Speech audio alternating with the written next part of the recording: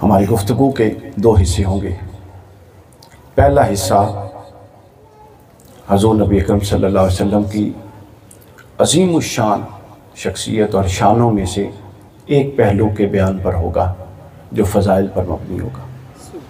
बरकत के हसूल के लिए उसका तज़किरा करेंगे और उसके बाद हम उस एक पहलू को समझकर उस पहलू की रोशनी में हज़ूर नबी अकरम सल्लल्लाहु अलैहि वसल्लम की पूरी हयात मुबारका की जो दावती जिद्दोजहद थी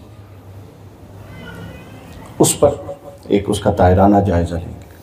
क्योंकि हमारे यहाँ एक प्रॉब्लम ये है कि हम थोड़े नहीं बल्कि ज़्यादा फ़ज़ाइल पसंद लोग हैं और हमें बाकी चीज़ों के हवाले से भी, लेकिन ख़ास तौर पे सीरत नबी सल्लल्लाहु अलैहि वसल्लम के हवाले से जो पूरी पिक्चर पोर्ट्रेट आम तौर पे अहले इल्म तो ज़ाहिर है वाकिफ़ है, लेकिन जो अवामुन नास में पिक्चर है वो अल्लाह के नबी को एक मावराई शख्सियत बना के हमने नौजवानों के आगे यूँ रख दिया है कि नौजवान अब ये समझते हैं, ज़ाहिर है हज़ूर अलैहिस्सलातु वस्सलाम के फ़ज़ाइल, कमालात, मोअज़िज़ात कोई हद व हिसाब से बाहर हैं, लेकिन उनके बयान के साथ हजूर की दावती खिदमात को यूँ जोड़ दिया गया है कि लोग ये समझते हैं कि अल्लाह के रसूल चूँकि अल्लाह के महबूब थे लिहाजा उन पर तो कोई मुश्किल आ ही नहीं सकती।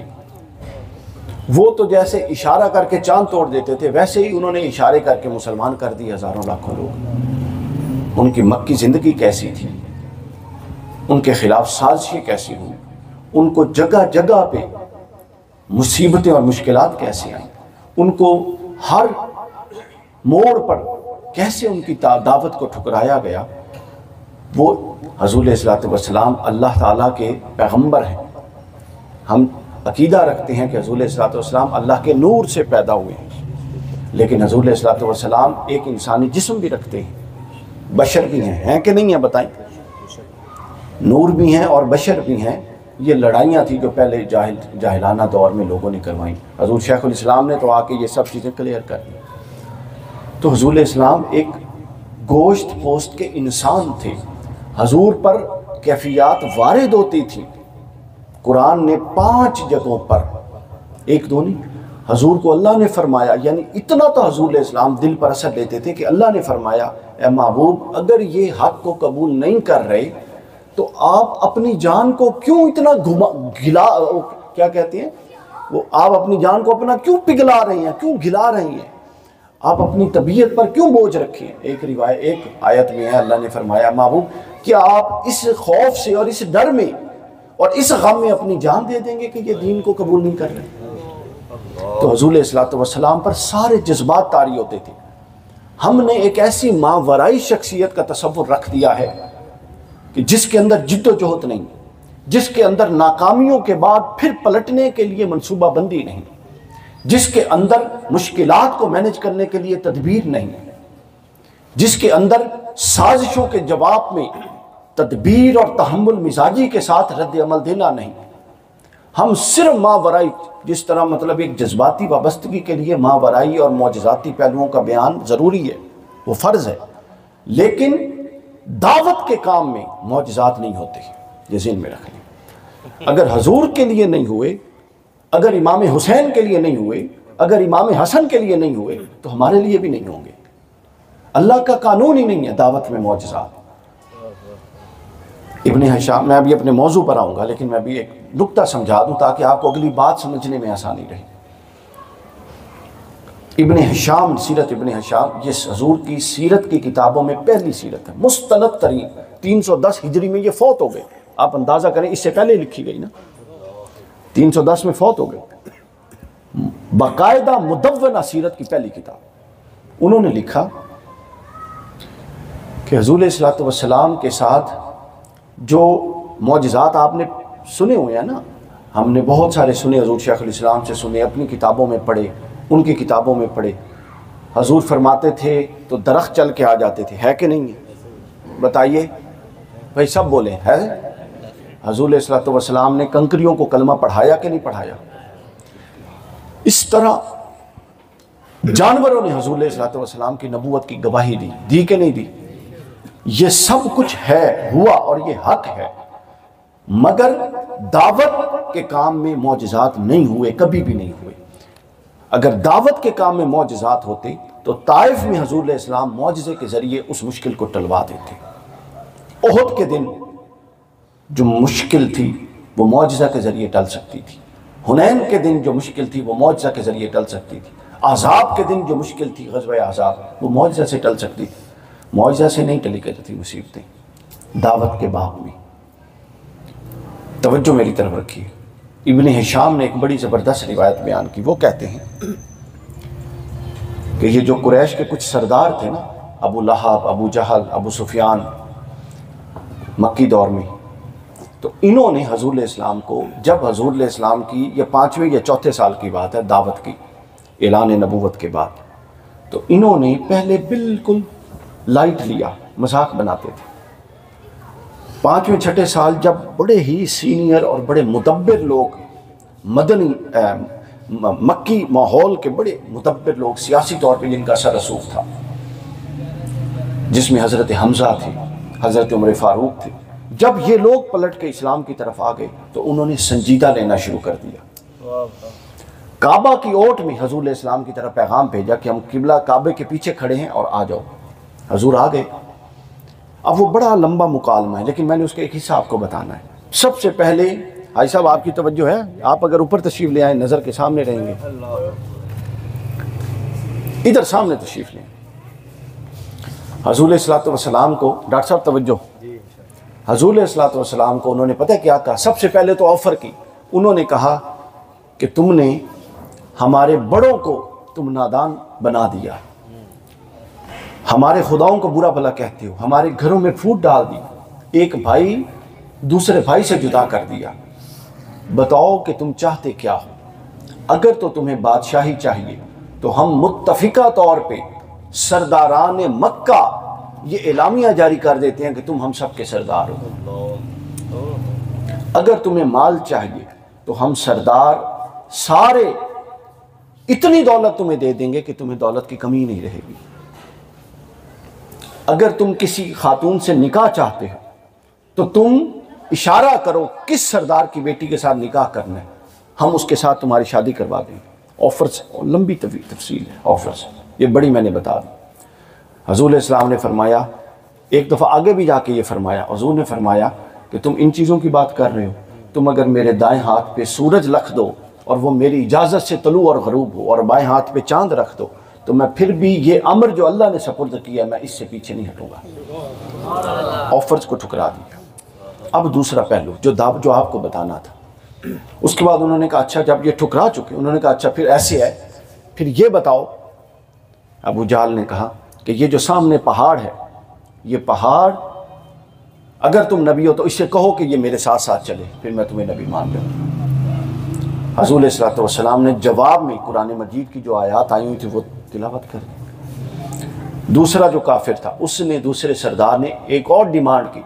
उसने कहा अच्छा फिर ऐसे कहो कि तुम इशारा करो कि ये पहाड़ और ये वादियाँ सोने की हो जाएंगी तो मैं तुम पर ईमान ले आऊँगा।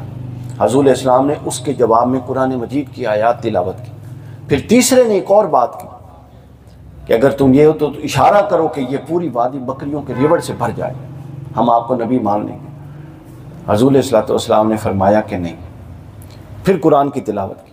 तो गोया हज़ूर ये पैगाम दे रहे थे, पहला पैगाम तो ये दे रहे थे कि दावत के बाब में मौजज़ात नहीं होते, दावत के बाब में पैगाम होता है। हज़ूर ने कुरान पैगाम सामने रख दिया। और दूसरा ये बताया कि मैं कायल, मौजज़ात तो अल्लाह ने मुझे दुनिया व माफ़िहा के दिए हैं, लेकिन अल्लाह का हुक्म यह है कि महबूब इनको कायल महज मौजज़ात दिखा के नहीं करना, बल्कि इनको कायल इसलिए जहन साजी करके कायल करना है कि ये कायल हो जाए कि हाँ ये हक है और अब इस हक के साथ चलना है, और उसके लिए कुरान इनके सामने रखा जाए। ये बिल्कुल बिला तशबीह और बिला मिसाल। हम किसी को दावत देने जाते हैं, तहरीक की दावत देते हैं, तो हम उसको क्या करते हैं, हम उसको थोड़ा सा माइंड बना के फ़ौरन सामने फॉर्म रख देते हैं और फॉर्म फिल करवा लेते हैं और इसको अपनी कामयाबी समझते हैं। ये कामयाबी है लेकिन छोटी है। असल आपने क्या उसका माइंड और उसका ज़हन इतना मोटिवेट करके मैन्युफैक्चर कर दिया कि अब वो आपकी वो दावत इतनी उसके अंदर रच बस जाए कि आप फॉर्म फिल करवाएं या ना करवाएं, उसको वो दावत घर ना बैठने दे और वो हम वक्त आए चले दावत के काम के लिए जाए। तो ये दो चीज़ें अलग होती। तो दावत के काम में मौजज़ात नहीं होती। ये हुजूर की पूरी सीरत को एक जुमले में मैंने अर्ज़ किया है। अब हम आते हैं अपने मौजू की तरफ। ये जो दावत के काम में मौजज़ात नहीं ना होते, ये पहले हिस्से की थोड़ी जो अभी हम बात करेंगे फ़ज़ाइल की, इसके बाद अगला पूरी गुफ्तगू इसी मौजू पर होगी। मैंने अपनी गुफ्तगू के उन्वान के तौर पर एक आयत तिलावत की है जिसमें अल्लाह ताला ने फरमाया, क्या महबूब लक़द जाअकुम रसूलुम मिन अनफुसिकुम, कि हमने तुम ही में से एक रसूल भेजा। इमाम अबू लैस फ़क़ीह हैं, समरकंदी के, वो फरमाते हैं, और बहुत सारे काज़ी इयाज़ ने भी और बहुत सारे इमाम मुहद्दिसीन ने लिखा कि ये जो लफ्ज़ है ना अनफुसिकुम, तो ये कुरानी टेक्स्ट में तो ऐसे है, लेकिन इल्म क़िराअत में इसको और इल्म तफसीर में इसकी एक जो तरकीब है वो अनफुसिकुम की भी की गई है, जिसको क़िराअत शाज़ कहते हैं, जो कुरान में पढ़ने में नहीं आती लेकिन तफसीरी फ़ायदे के लिए वो क़िराअत इस्तेमाल होती है, उससे फ़ायदा लेते हैं उलमा इकराम। तो मतलब ये हुआ अनफुसकुम जब हम लेंगे तो उसका मतलब ये क्या, लोगों मैंने तुम में अपने एक ऐसा रसूल भेजा है जो निहायत नफीस है, जो अपनी तबीयत में, जो अपने मिजाज में और जो अपने अमल में बहुत ही नफासत वाला है। फिर इमाम सयूती अलैहिर्रहमत ने बयान किया कि भेजा हमने तुम में एक ऐसा रसूल कि जिसकी शख्सियत, अब नफासत की तारीफ़ इमाम सयूती ने की है कि जिसकी शख्सियत गैर मारूफ नहीं है बल्कि उसके अमल और उसकी किरदार की वजह से वो मारूफ है। यह है नफासत का माना, हर कोई जानता है उसके अमल और उसके किरदार की वजह से। देखें ना, आम तौर पे किसी को मानने की वजूहात कितनी होती हैं? 3 होती हैं। या उसके अमल और किरदार की वजह से मानते हैं, या उसके मुकाम और मर्तबे की वजह से मान जाते हैं, या उसके सिद्क़ और अमानत की वजह से मान जाते हैं। हज़ूर अलैहिस्सलातु वस्सलाम में अल्लाह ने ये तीनों चीज़ें इकट्ठी की, और यही मतलब है हज़ूर अलैहिस्सलाम को नफासत वाला बना के भेजने का। नफासत की 3 किस्में होती हैं। एक होती है नसबी नफासत, वो नफासत जो अल्लाह ताला ने हज़ूर के नसब में रखी। अभी हज़ूर पैदा नहीं हुए थे ज़ाहिरी तौर पे, तो आपके उम्महात और जो आपके वालिदैन थे उनमें जो नफासत और तहारत चली, तो उसको कहते हैं नसबी तहारत, नसबी नफासत। दूसरी है अमली नफासत, और तीसरी है खुलुकी नफासत, अखलाक के अंदर नफासत। पहला हिस्सा जो हम लेंगे मुख्तसर फ़ज़ाइल पर मबनी गुफ्तगू, वो है हज़ूर अलैहिस्सलातु वस्सलाम की नस्बी नफासत, कि अल्लाह ताला ने जो आपको कहा कि आप नफीस हैं। तो नफासत के 2 एहतमाम हैं। एक एहतमाम तो वो है कि इंसान ख़ुद को ये एहतमाम करे, मसलन मैं कपड़े ऐसे पहनूं कि लोग कहीं ये नफीस लिबास पहनता है। वो एहतमाम किसने किया? मैंने खुद किया। मैं अपना घर बार बिस्तर बैठने उठने की जगह इतनी सुथरी रखूं कि लोग कहें कि ये देखो नफीस आदमी। तो गोया नफासत के कुछ एहतमाम वो होते हैं जो इंसान खुद करता है। लेकिन हज़ूर अलैहिस्सलातु वस्सलाम की नफासत का पूरा बाब जो मुफस्सिरीन ने, मुहद्दिसीन ने लिखा है, वो सारा बाब नफासत के उन पहलुओं पर मबनी है जो हज़ूर ने खुद नहीं अपनाए। खुद तो हज़ूर नफीस थे ही सही और अपनाए ही सही, मगर जो बयान किया है वो नफासत है जो हज़ूर ने खुद नहीं बल्कि अल्लाह ने हज़ूर की नफासत के लिए एहतमामात किए। अल्लाह ने एहतमामात किए थे, जिसमें हज़रत अब्बास बिन अब्दुल मुत्तलिब रज़ी अल्लाह ताला अन्हु बयान करती है। हज़रत अब्बास इब्न अब्दुल मुत्तलिब, ये सही बुखारी में बहुत सारी रिवायात के अंदर है, तिरमिज़ी की हदीस। अब्बास बिन अब्दुल मुत्तलिब बाहर गए, हज़ूर के चचा थे।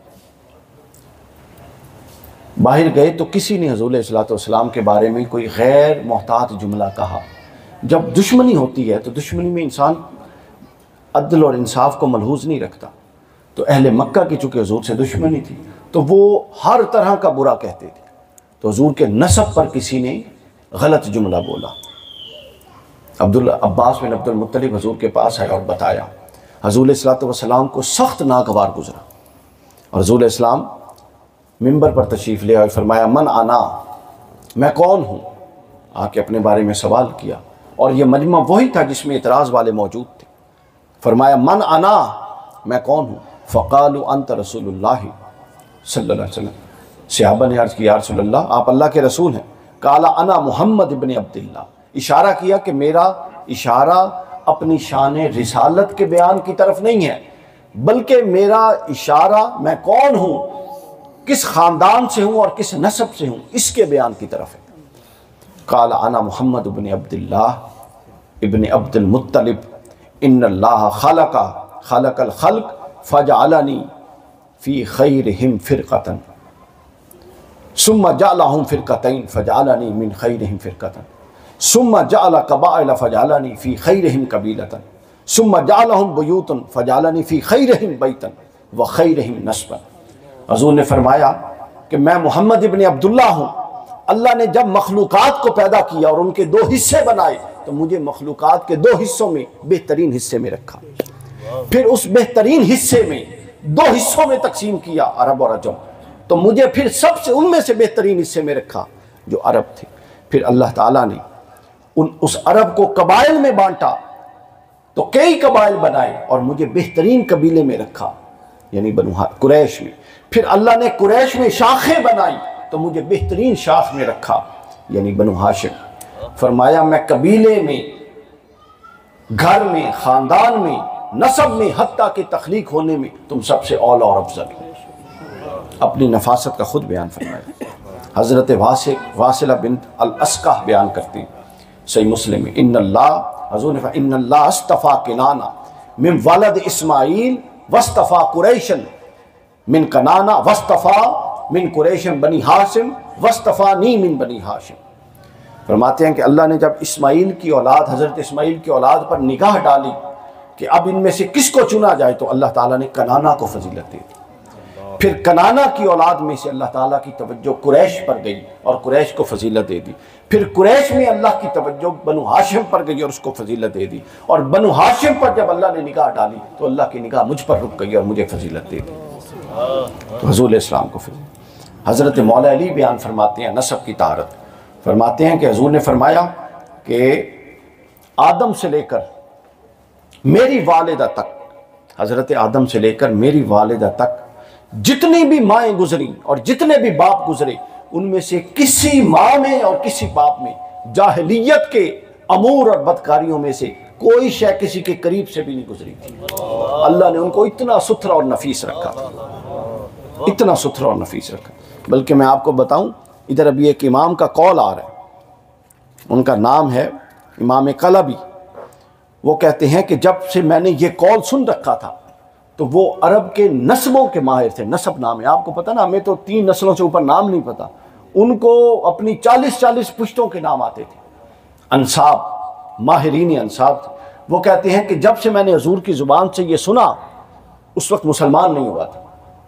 तो वो कहता है कि मैंने फिर हज़रत आमिना से लेकर हुज़ूर अलैहिस्सलाम की उम्महात 500 ख़वातीन ऊपर तक, उन सब के हालात मुरतब किए, और मैं इस बात का कायल हो गया, उनमें से किसी खातून के बारे में कोई शहादत नहीं मिली कि उसके अंदर, उसके किरदार में, उसके अकीदे में और उसकी शोहरत में एक राई बराबर भी कोई ऐसी चीज़ आए जो उसकी शान के लायक ना। 500 माओं में। अब इंसान की तो यहीं तक है ना जी रसाई, इससे ऊपर तो नहीं। तो हज़रत अली फरमाते हैं, हुज़ूर ने फरमाया कि मैं पाक नस्लों से, पाक पुश्तों से पाक रहमों में मुंतकिल होता गया। अब यहाँ रुक के हमने एक नुक्ता समझना है। हुज़ूर अलैहिस्सलाम की अज़मत और नफासत का ये जो पहलू है, इसका एहतमाम कौन कर रहा था बताइए? क्या हुज़ूर कर रहे थे? कौन कर रहा था? पूरे अरबों इंसान, खरबों इंसान पैदा होके चले गए, और 7 अरब या 8 अरब के करीब इस वक्त जिंदा है, और तकरीबन इतना इंसान ज़मीन पर जिंदा रहता है। तो अगर जो मर चुके उनका हिसाब लगाएं तो ये खरबों से भी तादाद निकल जाती है। तो खरबों और अरबों इंसानों को जो तख्लीक कर रहा है, वो किसी के ऊपर से नीचे तक नस्ब की हिफाजत का ये एहतमाम नहीं करता। अगर एक का करता है तो कुछ सोच कर करता है ना, और किसी का ये एहतमाम मौजूद नहीं है। और वो लोग, नादान लोग जो कहते हैं कि हुजूर हमारे जैसे हैं, उनको पीछे ऊपर चले जाएं, चौथे बाप का नाम नहीं पता और पांचवी माँ का नाम नहीं पता अपने नसब में। तो बराबरी किसकी करते हैं? जिसके नसब की अल्लाह हिफाजत कर रहा है और अपने जिम्मे करम पे ले रहा है कि मैं उसका जामिन हूँ। अब आगे वो बात आ रही है, अल्लाह ने कैसे अपनी जिम्मे करम पर उसकी हिफाजत ली। कुरान मजीद की ये आयत, ये मुझे बहुत पसंद है, ये पहलू हज़ूर अलैहिस्सलातु वस्सलाम की। ज़रा इस पहलू के अंदर भी नफासत है, उसको भी महसूस कीजिए। सूरह अश-शुरा की आयत नंबर 216, अल्लाह ने फरमाया वतक़ल्लुबका फ़िस्साजिदीन, ए महबूब हम सजदा गुजारों में पलटते हुए, सजदा गुजारों में पलटते हुए तुझे देख रही है। सजदा गुजारों में यानी अभी हजूर पैदा नहीं हुए, लेकिन हजूर किसी न किसी की सुल्ब में तो मौजूद थे ना।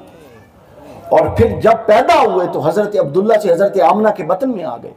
तो अल्लाह ये फरमा रहा है, इत्तफाक है मुफस्सिरीन का इसकी तफसीर पर, ये बहुत खूबसूरत पहलू कि अल्लाह ताला ये फरमाता है, महबूब ये लोग कहते हैं कि हम तुझे आज देख रहे हैं, हम आज नहीं देख रहे, बल्कि आदम के बाद जब तू नूह की पुश्त में था और नूह हमें सजदा करता था, तो नूह को सजदे की वजह से हम देखते या ना देखते वो हमारा अख्तियार है, मगर चूंकि तू नूह की पुश्त में था और नूह के सजदे में तू भी पलटता था, हम तुझे देख रहे थे।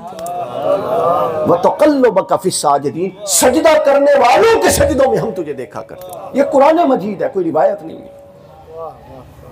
फिर हजरत नूह के बाद हजूर हजरत पहले हजरत आदम में, फिर हजरत आदम के बाद, और ये इमाम नबहानी ने इसको बयान किया, फरमाते हैं कि जब अल्लाह ने आदम अलैहिस्सलाम को तख्लीक फरमा दिया तो कोई प्लान नहीं था सजदे का, इमाम नबहानी ने लिखा। फिर उसके बाद अल्लाह ने जब तमाम इंसान कायनात में जो आने वाले थे वो सुल्ब आदम में डाले, तो उस ज़ाहिर है सारे इंसानों के साथ हजूर अलैहिस्सलातु वस्सलाम का नूर भी सुल्ब आदम में चला गया, तो जबीन आदम रोशन हो गई। तो अल्लाह ताला ने मलाइका को हुक्म सजदा दिया। वो हुक्म सजदा ताज़ीम आदम में नहीं, बल्कि ताज़ीम उस नूर में था जो जबीन आदम से टपक रहा था। ये इस आयत की तफसीर का हिस्सा है। फिर हज़रत आदम से हज़रत इदरीस के अंदर हजूर अलैहिस्सलातु वस्सलाम का नूर मुंतकिल हुआ। तो जब इदरीस, ये सारे नबी ही सजदा करने वाले थे ना जी, तो जब हज़रत इदरीस में हुआ तो इदरीस को अल्लाह वैसे देखता या ना देखता, अल्लाह का अम्र है, वो अल्लाह के नबी है, महबूब नबी हैं, सारी बड़ी शानों वाले, लेकिन हमारे पास दलील नहीं है। लेकिन इदरीस को अल्लाह ने देखा क्योंकि इदरीस की सुल्ब में मोहम्मद रसूलुल्लाह मौजूद थे। फिर उसके बाद हज़रत नूह को देखा, इब्राहीम को देखा। गोया के यहाँ से एक नुक्ता और समझ लीजिए, वो नुक्ता ये है कि अगर किसी की तरफ अल्लाह की तवज्जो हो रही है या नहीं हो रही, ये अल्लाह और उस बंदे का मामला है, मगर जो रसूलुल्लाह से जुड़ जाता है उसकी तरफ अल्लाह की तवज्जो भी जरूर होती ही होती है। यानी रसूलुल्लाह से इत्तिसाल और रसूलुल्लाह से जुड़ जाना उस शय को इस काबिल कर देता है कि वो अल्लाह की निगाहों में आ जाता है, अल्लाह की निगाहों में आ जाता है। आप देखिए ना, आप देखिए हजरत ये अल्लाह की निगाहों में आ जाते हैं। तो जो शय जब हजूर से जुड़ जाती है उस पर फिर खास फजल का मामला हो जाता है। गारे सौर से निकलते हैं हजरत अबू बकर सिद्दीक और हजरत हजूर अलैहिस्सलातु वस्सलाम, सुना हुआ ना वाक़या हिजरत का, और रस्ते में भूखे 3 दिन गारे सौर में क़याम था और भूख और प्यास थी, कुछ भी नहीं खाया पिया था, और ऊपर से वो डर था चूँकि वो सारे जो वो ट्रेस आउट करने वाले, रैकी करने वाले थे मक्की, वो सारे इधर उधर ढूंढ रहे थे। निकले और रस्ते में उम्मे माबद एक खातून थी, उसका खैमा था। वो चूँकि हज़ूर अलैहिस्सलाम मुअज़्ज़ज़ और अमीन के नाम से मशहूर थे, सारे ही जानते थे। तो उस औरत ने इस्लाम नहीं कबूल किया था लेकिन वो जानती थी। तो जब पास से गुजरे तो हज़ूर ने कहा कि उम्मे माबद क्या कोई बकरी है, हमें प्यास लगी, हम उसका दूध दो लें। हज़ूर ने, उस औरत ने अर्ज़ की कि नहीं, वो बकरियाँ तो मेरा शौहर चराने के लिए ले गए। तो हज़ूर ने देखा कि अंदर खैमे के अंदर एक बकरी थी। तो हज़ूर ने कहा कि वो एक बकरी नज़र आ रही है, अगर तू इजाज़त दे तो हम उसका दूध दो लें। तो हज़ूर अलैहिस्सलातु वस्सलाम के आदाब देखें कि बकरी का दूध दोना है और जिसकी बकरी है उससे इजाज़त ले रही हैं कि अगर तू इजाज़त दे तो इसका दूध दो लो। उसने कहा या रसूलल्लाह, ये तो चलती, ये तो इतनी लागिर माजूर है कि यही इसलिए तो खड़ी है, ये तो चल के दूसरी बकरियों के साथ चरागाह तक नहीं जा सकती। हज़ूर ने फरमाया उम्मे माबद अगर तू इजाज़त दे तो मैं इसका दूध दो के देख लूँ। उसने दूसरी दफ़ा कहा, उसने कहा ये तो कई महीनों से यहाँ लागिर खड़ी है, इसका तो चारा हम वहां से यहां लाते हैं जो ये खाती है, ये तो चल भी नहीं सकती। हजूर ने फरमाया अगर तू इजाजत दे उम्मे माबद तो क्या मैं इसका दूध ना दो के देख लूं। तीसरी दफा जब कहा तो उसने कहा अच्छा ठीक है आप देख लीजिए, मुझे तो कोई एतराज नहीं। वो बकरी को कान से पकड़ के बाहर लाती है। हजूर इस्लाम बकरी के ऊपर यूं अपना हाथ फेरते हैं और उसके बाद हजरत अबू बकर सिद्दीक रजी अल्लाह तआला के पास एक प्याला है, बड़ा प्याला पेंदे वाला, तो वो अबू बकर सिद्दीक से लेते हैं और हजूर इस्लाम ने बकरी के ऊपर हाथ फेरा और बिस्मिल्लाह पढ़ के जब उसके थनों पे हाथ फेरा तो बकरी के थन दूध से यूं भर गए और उसने टांगे खोल दी। हजूर ने वो दूध दोहा। अब आगे आदाब देखिए, हजूर ने दूध दोहा तो वो चूंकि बकरी उम्मे माबद की थी तो पहला प्याला उम्मे माबद को दिया कि तू पी ले। उसने तो हैरत थी कि दूध दोहा, ये दूध कहाँ से आ गया। फिर उसने कहा कि अगर आ गया है तो आप प्यासे मुसाफिर हैं, आप पी लें। हजूर ने फरमाया नहीं, पहला हक तेरा है, पहला हक तो जिसका पहला हक होता है, आप प्यास से भी मर रहे हो और भूख से भी, पहला हक उसी को देते हैं जिसका पहला हक होता है। फिर दूसरी दफा दोहा, उस बकरी ने दूसरा प्याला भर दिया, हजरत अबू बकर सिद्दीक को दिया। फरमाया कि रफीक का ये फर्ज है कि वो अपने रफीक का ख्याल रखे। आप सब रफीक हैं, रफाकत करते हैं कि नहीं, यहीं से लफ्ज़ रफीक। किबला हजूर आपको अभी मैं सुन रहा था कुछ 1-2 दिन पहले, आप फरमाते हैं कि मैंने मुरीद का लफ्ज़ नहीं इस्तेमाल किया है, हमारे मिशन में मुरीद का लफ्ज़ नहीं है। फरमाते हैं कि क्या है, रफ़ीक का लफ्ज़ है, यानी हम सब पार्टनर्स हैं, शेयर होल्डर्स हैं और हम सब मिल के फिर अल्लाह के मुरीद हैं, रफ़ीक हैं। तो क्या हम भी अपने रफ़ीक का इतना ख्याल रखते हैं कि रफ़ीक बैठा हुआ हो और पहले शहर रफ़ीक के पास पहुँचे।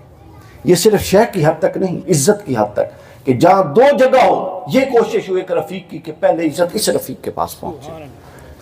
अलकाबात का मामला है तो खुले दिल के साथ एक रफ़ीक उस रफ़ीक के लिए अलकाबात इस्तेमाल करे। अबू बकर सिद्दीक ने, हजूर ने फरमाया नहीं, एक रफ़ीक का ये हक है कि वो अपनी रफ़ाकत में बैठने वाले का ख्याल रखे। अबू बकर सिद्दीक को दूध दिया, उन्होंने पी लिया। फिर तीसरी दफ़ा दोहा तो हजूर अलैहिस्सलातु वस्सलाम ने खुद पिया। उसके बाद बकरी वो अंदर लेकर चली गई और हजूर आगे चले गए। मैंने जो नुक्ता अर्ज करना वो ये है कि जब तक उस बकरी की पुश्त पर और उस बकरी के थनों पर हजूर का हाथ नहीं लगा था, उस वक्त तक वो बकरी लाहिर और बीमार थी। हजूर के लफ्ज़ ने चूंकि हजूर से जुड़ गई ना, तो जो हजूर से जुड़ जाता है वो फिर अल्लाह की निगाह में आ जाता है। तो जो हजूर से जुड़ जाता है वो फिर महरूम नहीं रहता। लिहाजा अल्लाह अंबिया के सजदों में भी हजूर को देखता है और ये असूल बना दिया कि वलल आखिरतु खैरुल लका मिनल ऊला। ऐ महबूब, चूंकि तेरा हर लम्हा अगले से बेहतर होगा, लिहाजा जो तुझसे जुड़ता जाएगा उसका भी अगला हर लम्हा पिछले लम्हों से बेहतर होता जाएगा। आगे करता है। फिर आप देखिए, आप अक्सर सुनते हैं मक्का की कसम, ला उक़सिमु बिहाज़ल बलद। ये ला या नाफिया हो सकता है, ये इस्तिफ़ामी है। नाफिया है तो इसका मतलब मैं मक्का की कसम नहीं खाता, और इस्तिफ़ामी हो तो उसका मतलब ये मैं मक्का की कसम क्यों खाऊं क्यों खाऊं। तो आगे क्या फरमाया, व अंत हिल्लुम बिहाज़ल बलद, हाँ मैं कसम खाऊंगा चूंकि तू जो इसमें चलता। तो गोया हजूर के चलने ने मक्का की गलियों को कसम के काबिल कर दिया। तो बस हमने ये हमारे मौजू नहीं, नुक्ता ये था कि जो हजूर से जुड़ जाता है, वो नबी हो, वो गैर नबी हो, वो गाफिल हो, अल्लाह उस पर तवज्जो करके उसको फिर उसके हालात संवार देता है। हमने भी ये देखना है कि हम हजूर से जुड़ने हुए का जो दावा करते हैं, क्या वो जोड़, हमें भी उस जोड़ के असरात महसूस हो रहे हैं। चूँकि जहाँ बंदा जुड़ जाता है वहाँ फिर इंतकाल फैज़ होता है, वो है कि नहीं। तो ये गवाही हजूर के दुश्मन भी दिया करते थे। बुखारी में हदीस पाक है, हरकल बादशाह था ना, जो जिसको हरकुल आम तौर पे हम कहते हैं, उसने जब हजूर इस्लाम ने अपना हुदैबिया के बाद दावती खतूत लिख दिए, तमाम सरदारान जो इर्द गिर्द की रियासतें थी ना उनको ख़त लिखे। तो उसके पास ख़त पहुंचा, उसने देखा कि हमारे इलाके में कोई अरब कबीला आया हुआ है तो उनको बुला लो। तो उसने देखा कि अरब के कुछ लोग थे, उनमें अबू सुफियान भी थे उस वक्त। उनको बुलाया और कुछ सवाल जवाब किए। उसमें उसका पहला सवाल ये था, ये बताओ कि जिस शख्स ने दावा, और उसने अबू सुफियान के साथ चंद और लोग बिठा दिए जो अरब के साथ अबू सुफियान के साथ थे, और कहा कि अगर लोगों अगर अबू सुफियान झूठ बोले तो तुम बता देना मेरा कोई सवाल कि ये झूठ बोल रहा है। तो अबू सुफियान कहते हैं, बुखारी के अंदर कहते हैं कि अगर अपने लोगों के आगे मुझे झूठा होने का डर ना होता तो जो हरिकल ने रसूलुल्लाह के बारे में सवाल किए थे मैं झूठ बोल के उसको जवाब बदल देता। बुखारी के अंदर उसने पहला सवाल ये बताओ कि उनका नसब कैसा है, कभी किसी ने उनके नसब, माँ और बाप और उसके किरदार पर तान किया? अबू सुफियान जो उस वक्त तक बदतरीन दुश्मन था और हर गज़वा में मुसलमानों के अगेंस्ट जो सारी माली इन्वेस्टमेंट होती थी वो 3-4 लोगों के, जो 3-4 लोग करते थे, उनमें एक अबू सुफियान था। फतह मक्का के बाद फिर इस्लाम कबूल कर लिया अबू सुफियान। तो उसने क्या कहा? उसने कहा कि नहीं, उनके नसब, वो हम में सबसे आली नसब है, वो हम में सबसे आली नसब। दुश्मन भी इस बात का इकरार करते। और फिर इस हवाले से हमारी गुफ्तगू का आखिरी हिस्सा, आखिरी रिवायत, फिर हम गुफ्तगू के दूसरे हिस्से में जाएंगे। यह हदीस बहुत खूबसूरत इमाम तबरानी ने अल-मुअजमुल औसत में बयान की और इस हदीस के रावी हज़रत जिब्राईल अलैहिस्सलाम है। अन आयशा रज़ियल्लाहु अन्हा अन रसूलुल्लाह सल्लल्लाहु अलैहि वसल्लम अन जिब्राईल, हज़रत आयशा बयान करते हैं कि हुज़ूर ने फरमाया कि मुझे जिब्राईल ने बताया, क़ाला कल्लब्तु मशारिकल अर्द व मगारिबहा फलम अजिद रजुलन अफ़ज़ल मिन मुहम्मदिन वलम अरा बैतन अफ़ज़ल मिन बैत बनी हाशिम। हज़रत जिब्राईल कहते हैं कि मैं मशारिक और मगारिब के हर घर में गया, मैंने मशारिक कलिब्तु मशारिकल अर्द व मगारिबहा, मैं मशरिक और मगरिब में घूमता रहा अपनी कुव्वत और अपनी ताकत के मुताबिक। अब जिब्राईल की ताकत का अंदाज़ा देख लें, मशरिकों और मगरिबों में घूमा। फरमाते हैं फलम अजिद रजुलन अफ़ज़ल मिन मुहम्मद, या रसूलल्लाह मैंने आपसे अफजल कोई फ़र्द नहीं देखा। वलम अरा बैतन अफ़ज़ल मिन बनी हाशिम, और कोई घर नहीं देखा जो आपके घर बनी हाशिम से अफजल। तो ये वो नफासत का पहलू था जो अल्लाह ताला ने हुज़ूर सल्लल्लाहु अलैहि वसल्लम की आबा व अजदाद में, आपके उम्महात और आपके जो बाप थे वालिदैन, उनमें था। फिर इसी तरह वो आयत जो मैंने पढ़ दी, ला उक़सिमु बिहाज़ल बलद व अंत हिल्लुम बिहा व वालिदिन व मा वलद, कि हजूर के जिनकी हजूर इस्लाम का नूर जिनकी पुश्तों में रहा, उनको अल्लाह ने इस काबिल कर दिया कि अल्लाह उनकी कसम उठा रहा है, ऐ महबूब तेरे वालिद की कसम और तेरे ऊपर तक सारे वालिदैन की कसम। मुफस्सिरीन कहते हैं कि हज़रत अब्दुल्ला भी मुराद हैं, हज़रत अब्दुल मुत्तलिब भी मुराद हैं, हज़रत इब्राहीम भी मुराद हैं, हज़रत आदम भी मुराद हैं। तो गोया अंबिया को कसम के काबिल किसने बनाया? हजूर के जुड़ने। अब हम गुफ्तगू यहाँ से एक नुक्ता समझा के अब हम दूसरे हिस्से में दाखिल हो। हजूर सल्लल्लाहु अलैहि वसल्लम का ये जिस हस्ती का मुकाम व मर्तबा है, जिसके लिए अल्लाह ये एहतमाम करता है, वो इस दुनिया में किस मकसद के लिए आई थी और क्या करने आई थी, ये है असल अगला मौजू। एक बात ज़हन में रख लीजिए, अंबिया 2 काम करने आते हैं। कितने? तवज्जो मेरी तरफ रखिए, अब बात को समझिए। कितने? 2। एक काम होता है इत्माम हुज्जत, ये लफ्ज़ बोलिए, क्या लफ्ज़ है? और एक लफ्ज़ होता है गलबे दीन। क्या? इत्माम हुज्जत और गलबे दीन। इन 2 इस्तिलाहात में हम आगे मौजू को लेकर चलेंगे।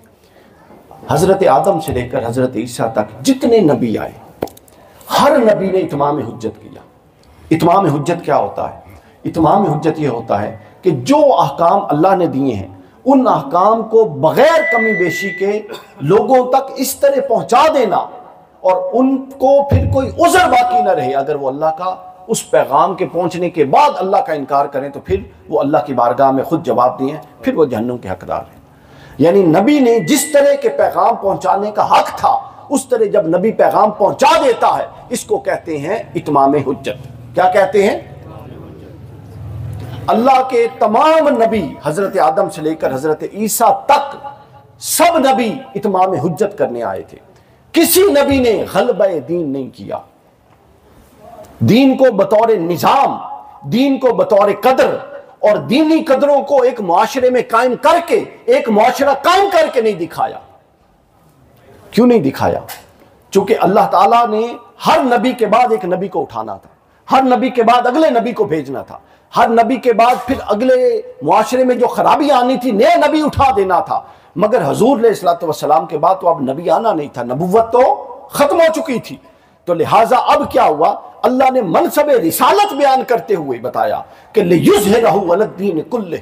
ऐ महबूब, आपको सिर्फ इसलिए नहीं भेजा कि आप इत्माम हुज्जत कर दें, बल्कि इत्माम हुज्जत के बाद आपको इसलिए भेजा है कि जो दीन, जो कदरें, जो मुआशरत, जो सियासत, जो मईशत, जो इबादत, जो अकायद आपको दे के भेजे हैं, उन तमाम को कमा हक को नाफिज करके एक मुआशरा कायम करके दुनिया को दिखाएं, ताकि जो इत्माम हुज्जत था वो भी हो जाए और जो युज़हिरहु अलद्दीन कुल्ले था वो भी हो जाए।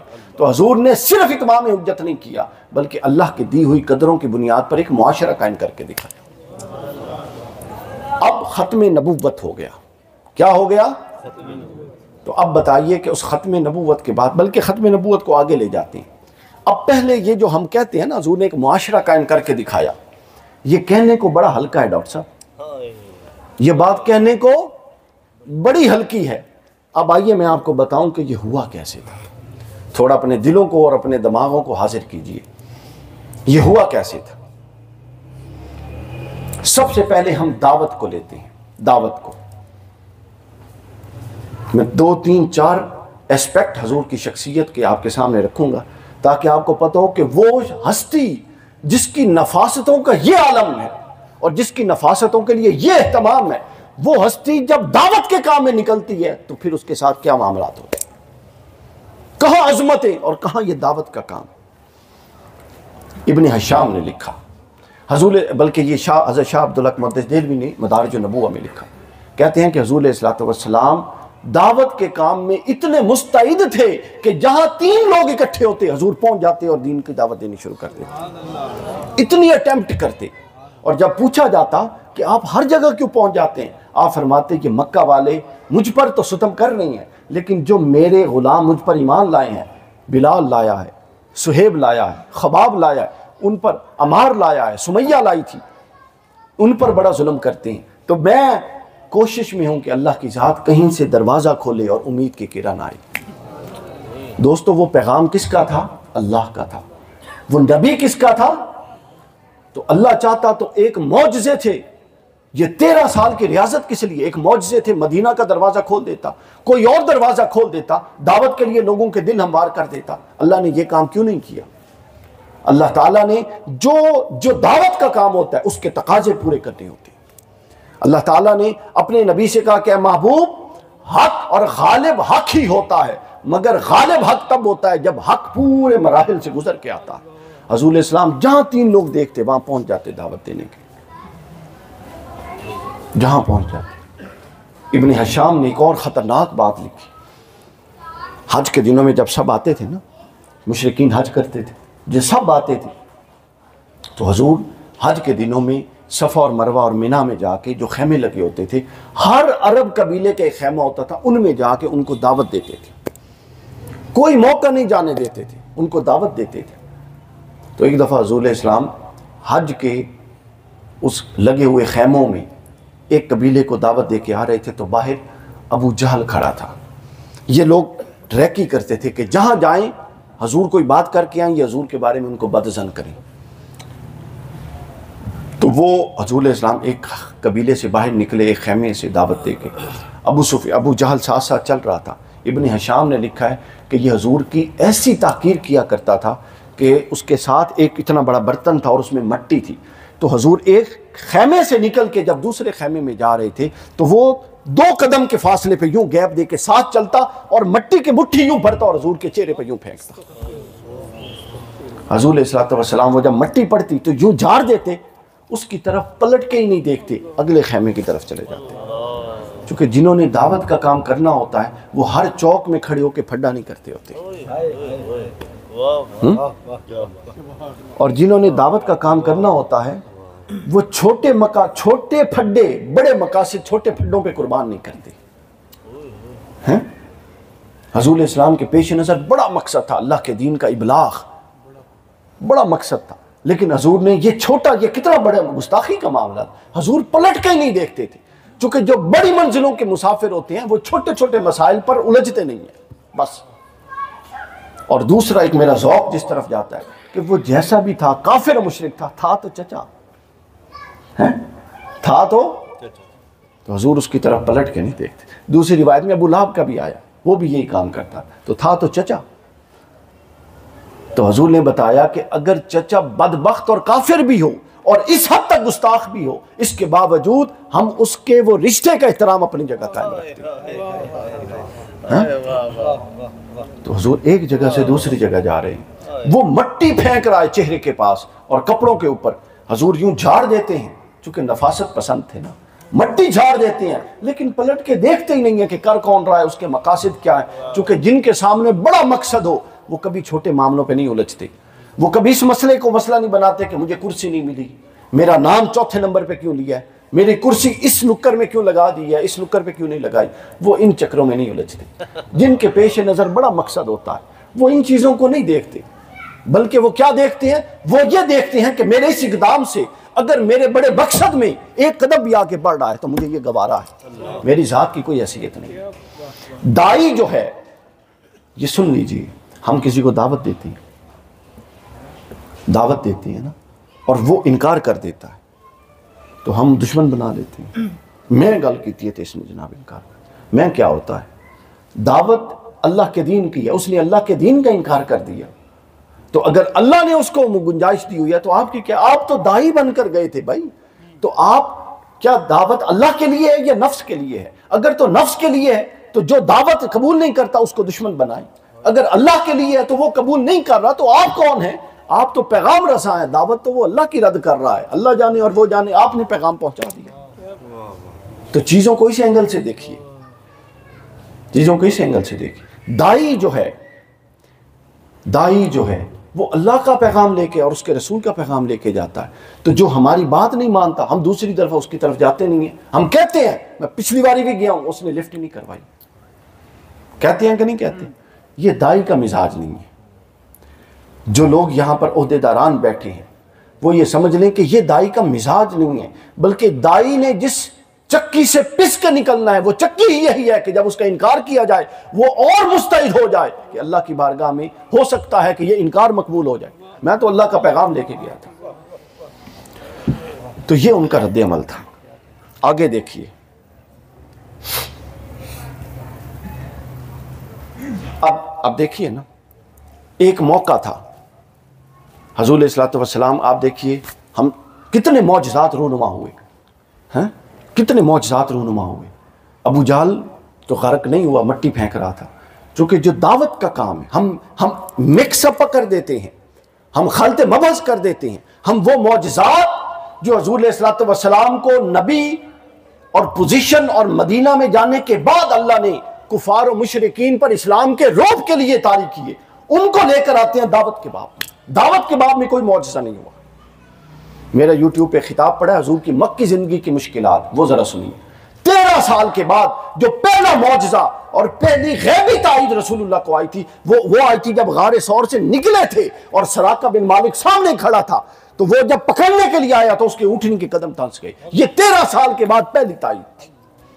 मक्की जिंदगी में अल्लाह ने हजूर अलैहिस्सलातु वस्सलाम को जिद्दोजहद के लिए छोड़ दिया था।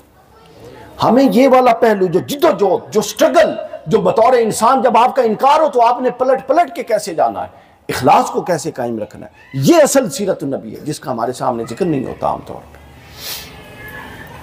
फिर उसके बाद देखिए, ग़ज़वात होते हैं कि नहीं होते? क्या हजूर अलैहिस्सलातु वस्सलाम, हमने सिर्फ एक वाक़या वो पढ़ा हुआ, हजूर ने कंकड़ियां फेंकी तो सारे नू मार दिता। ग़ज़वात हुए कि नहीं हुए? ओहद का हाल सुनाता हूं, बल्कि नहीं, दावत को मुकम्मल करते हैं ताइफ पर जाके। अब 10 साल हजूर ने मक्का में गुजारे, लेकिन कोई उम्मीद की किरण नहीं नजर आई दावत के हवाले से। बैत उक़बा ओला हुई, बैत उक़बा सानिया हुई, सॉरी हिजरत हबशा ओला हुई, हिजरत हबशा सानिया हुई। 72 मर्द और 18 औरतें, ये हजूर की कुल कमाई थी। जब जुल्म हद से बढ़ गया तो हजूर इस्लाम ने कहा कि अब तुम हबशा की तरफ चले जाओ, वहाँ का बादशाह अदल व इंसाफ वाला। हजूर अलैहिस्सलाम पास से गुजरते, ये जो है हज़रत अम्मार बिन यासिर, इनकी जो वालदा थी उनका नाम क्या था? हज़रत सुमैया। ये अबू जहल की लौंडी थी, खादिमा थी। हज़रत अबू बकर सिद्दीक ने बड़े लोगों को खरीद के आज़ाद किया। तो जब ये इस्लाम कबूल कर लिया तो अबू जहल इनके दोनों हाथ यूँ चारपाई से बांध देता और पीठ पे कोड़े बरसाता था। ये पेशे के हिसाब से दाइयाँ थी, डॉक्टर थी, यानी मेडिकल, वो बच्चों की डिलीवरी के केस करवाती थी। अरब के बहुत सारे बड़े बड़े सरदार इनके हाथों से पैदा हुए। फिर हजरत अबू बकर ने कहा, अबू जाहल को ऑफर की, मुंह मांगी कीमत 100 दिनार, 150 दिनार, जितना कहता है। अबू जाहल ने कहा नहीं, इसको नहीं छोड़ूंगा। फिर उसके बाद हजरत अबू बकर उन सरदारों के पास गए जिनके बेटे उनके जरिए पैदा हुए थे कि उससे कहो कि सुमैया को छोड़ दे, बड़ा जुल्म करता है। वो आए, अबू जाहल ना माना।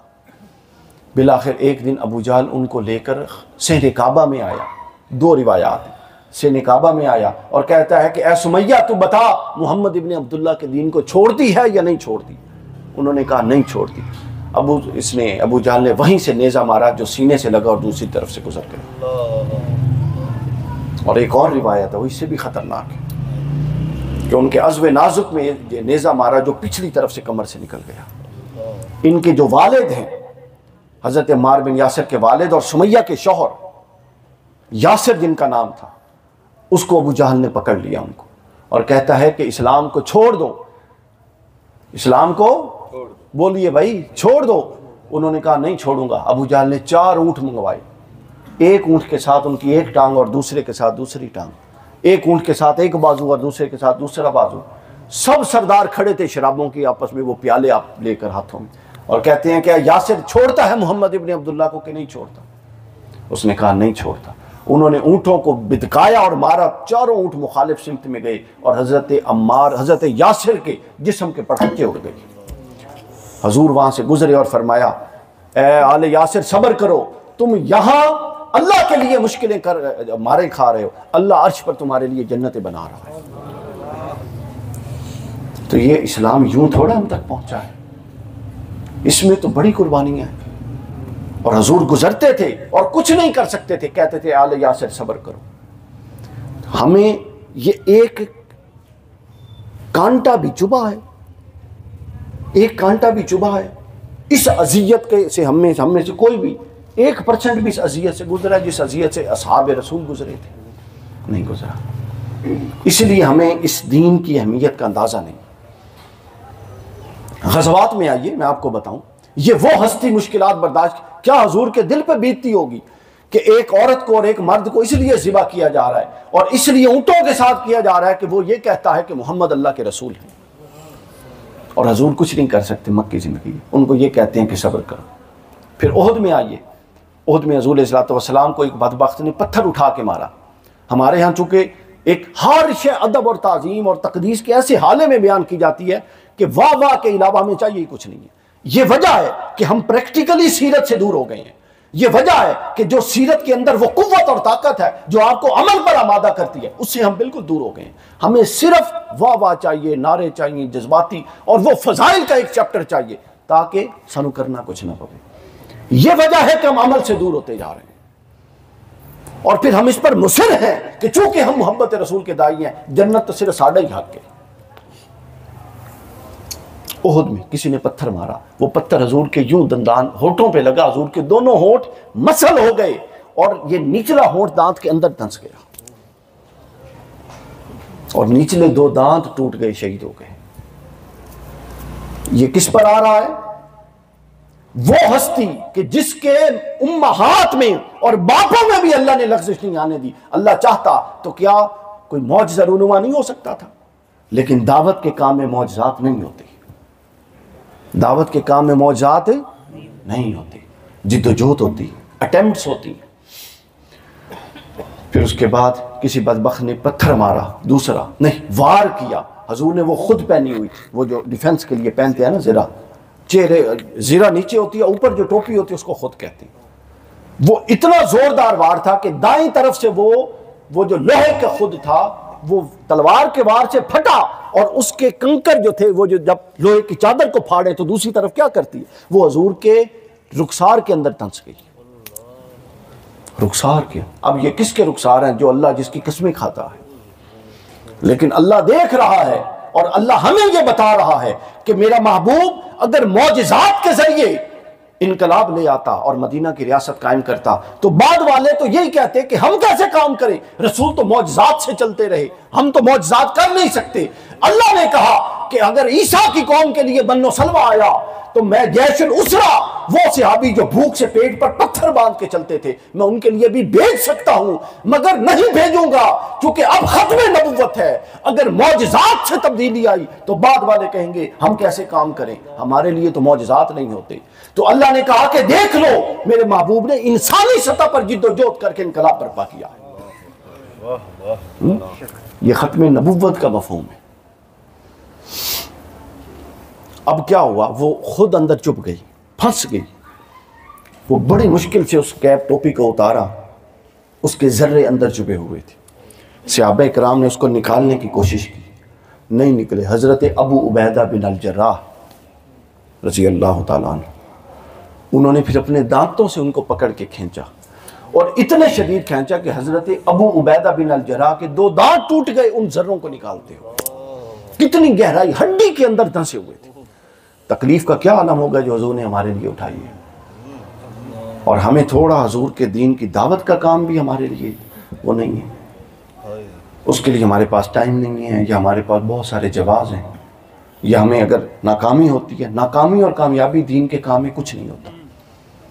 कोई कह सकता है आज कि हुसैन नाकाम हुआ, हज़रत याह्या नाकाम हुए, ये वो नबी थे। बहुत सारे ऐसे नबी क़यामत के दिन आएंगे, रिवायात में है, जिनके साथ एक उम्मत ही होगा। हज़रत नूह अलैहिस्सलाम ने कितने तबलीग की, 950 साल, और किश्ती में कितने मुसलमान चढ़ाए। 2 रिवायतें हैं, मैं बड़ी रिवायत, बड़ी तादाद वाली बताऊं, 81।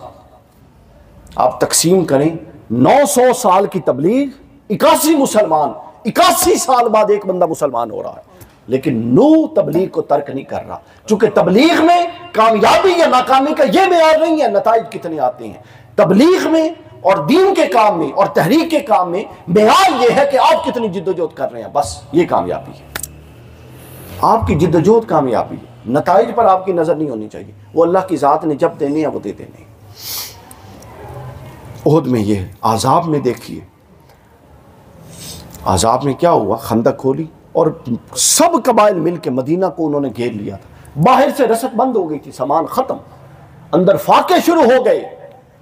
और फाकों के दौर में क्या हुआ, फाके जब शुरू हुए तो सहाबा कराम इधर खंदक खोद रहे थे, उधर से सामान, रोटी खाना पीना बंद हो चुका था, पानी पे गुजारा था। तो एक सहाबी हजूर के पास आया कि या रसूल अल्लाह, ये देखिए कुर्ता उठा के मैंने पेट पे पत्थर बांधा हुआ, मैं भूखा प्यासा हूँ। दूसरा आया, तीसरा आया, जब चौथा सहाबी आया तो हजूर ने अपने पेट से उठाया तो नीचे 2 पत्थर बंधे हुए थे। दीन ऐसे थोड़ी मुंतकिल हो गया है, ये कोई इशारों से दीन मुंतकिल नहीं हुआ, करामात के साथ, मौजज़ात के साथ। ये जिद्दोजहद थी जो इंसानी सतह पर अपने किरदार के साथ हजूर ने की थी।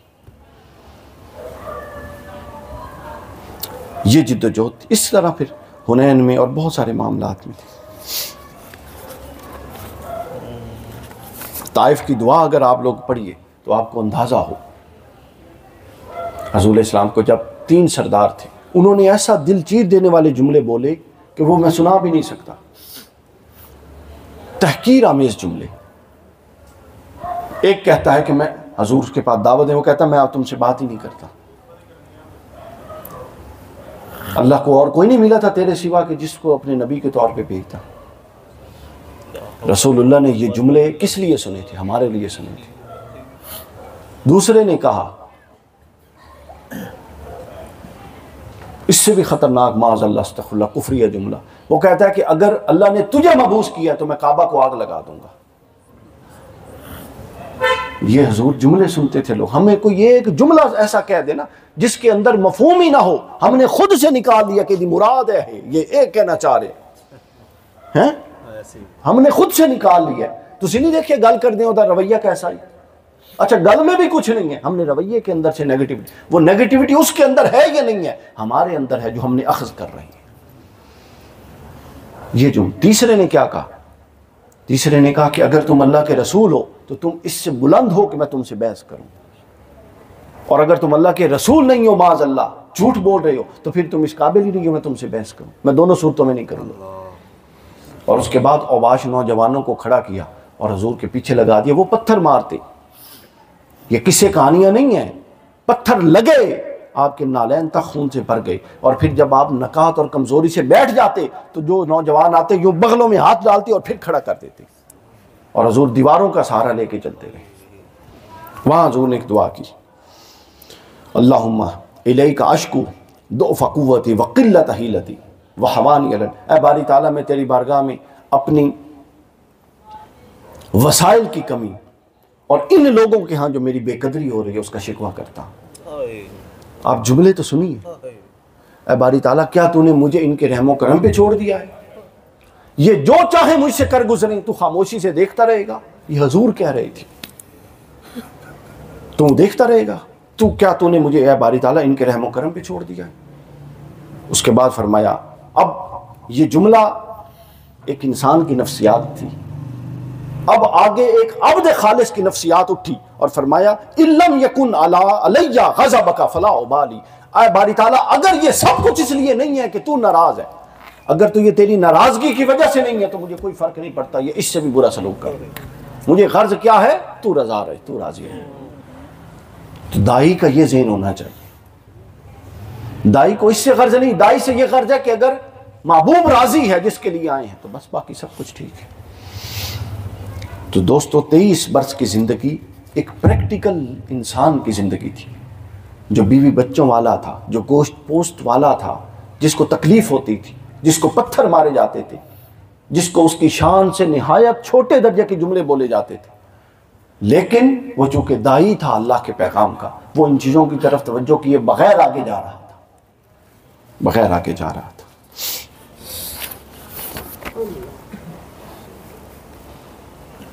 आप वो नुक्ते को तवज्जो से सुनिए जो मैंने अर्ज़ कर दी है, दोबारा अर्ज़ करने लगा हूँ कि कुरान मजीद के अंदर मन व सलवा उतरा के नहीं उतरा बनी इसराइल के लिए, उतरा के नहीं उतरा। फिर कुरान ने कहा, ये जब वादी तिया के अंदर आए 6 लाख लोग थे जो हज़रत मूसा लाए थे। ऐ बारी ताला अब ये कहते हैं धूप है, अल्लाह ने 6 लाख पर बादल का साया कर दिया।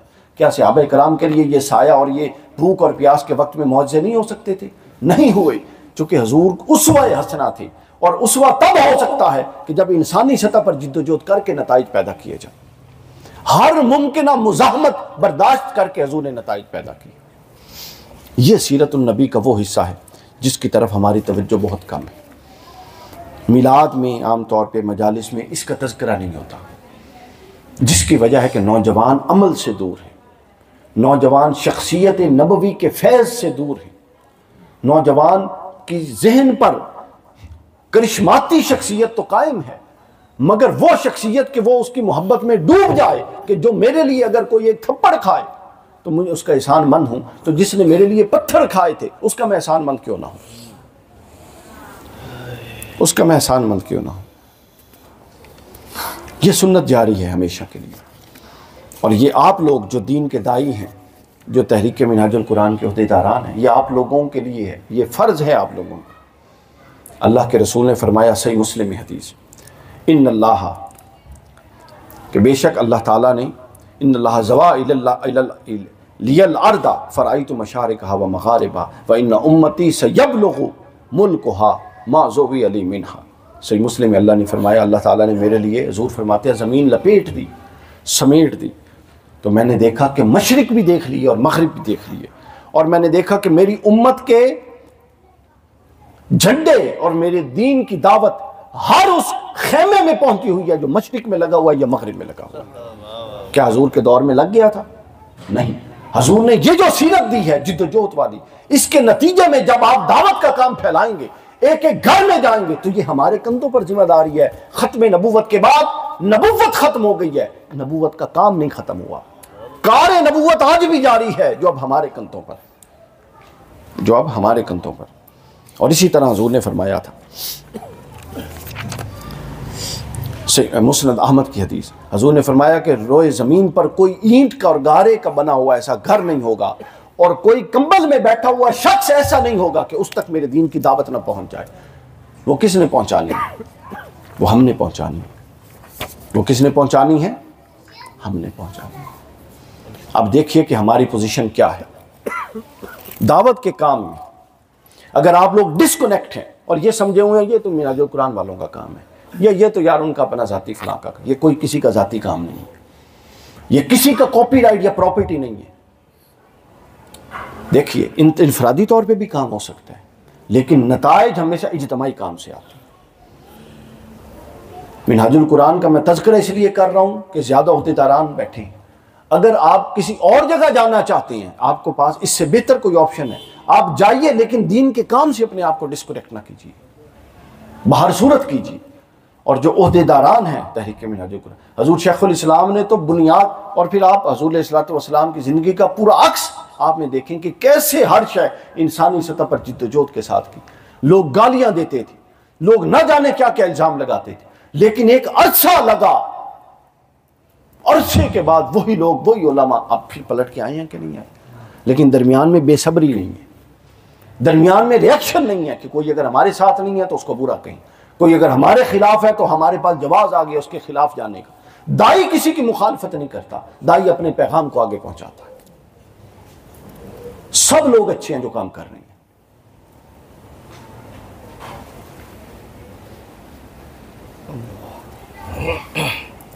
अब हम तीसरे हिस्से की तरफ जा रहे हैं, आखिरी हिस्से की तरफ, और वो तीसरा हिस्सा ये है कि जब किसी कौम के पास अल्लाह की नेमत आ जाती है और उसको उस नेमत का शऊर आ जाता है, तो एक है बेशऊरी में सज़ा। कोई कह दे ना जी मुझे तो पता ही नहीं है ये नेमत की थी, अल्लाह क़यामत के दिन पकड़े तो कोई कह दे बारी ताला मुझे तक तो तेरा पैगाम ही नहीं पहुंचा था। कुरान में ये है कि जब गिरफ्त होगी कुफार और मुशरिकीन की, वो कहेंगे बारी ताला हम तक तो तेरा पैगाम ही नहीं पहुंचा।